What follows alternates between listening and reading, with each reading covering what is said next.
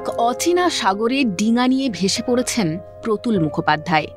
যে বাড়িটার উঠোনে দাঁড়িয়ে একদিন বাংলায় গান গেয়েছিলেন, সেখানে আজ মন খারাপের আবহাওয়া। বরিশাল থেকে এদেশে আসার পর প্রতুল মুখোপাধ্যায়ের শৈশব কেটেছে চুঁচুড়ার এই বাড়িতে। মতিঝিল মাঠের লেফট ব্যাক জায়গাটা ছিল প্রতুল মুখোপাধ্যায়ের বাঁধা। ভালো অভিনয় করতেন। রাশিয়ার এক শহরের নামে নাম রেখেছিলেন নিজের ক্লাবের, চেকালিন।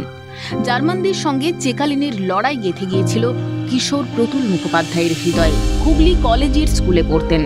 ছোটবেলা থেকেই মেধাবী প্রতুল কোনো দিনও সেকেন্ড হননি। গোটা বারান্দার মেঝে জুড়ে আঁক কষতেন। যে মাঠে খেলতেন সেই মাঠের নাম দিয়েছিলেন গ্রিন চেক গ্রাউন্ড।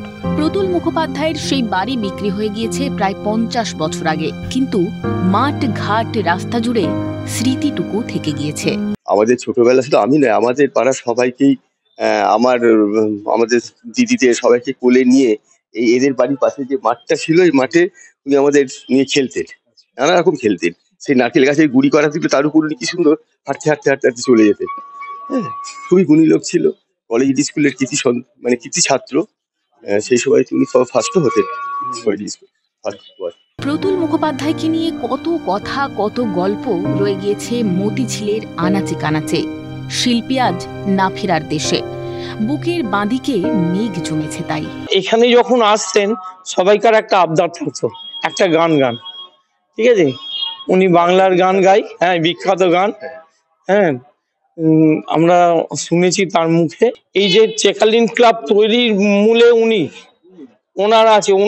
ওনাদের বন্ধু বান্ধব মিলে আজকে মতিঝিল চেকালিন ক্লাবটা তৈরি করেছিলেন। চিরকাল বাম মনস্ক মানুষটার আদর্শে ছিলেন চে গুয়েভরা। মাও সে তুংয়ের পথে কিশোর থেকে যুবক হয়েছিলেন।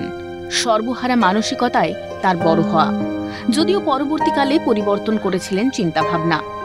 তিনি আজ নেই, তবুও রয়েছেন চুঁচুড়ার মতিঝিলের মানুষের মনে। Pritam Sadhukar report, Calcutta news.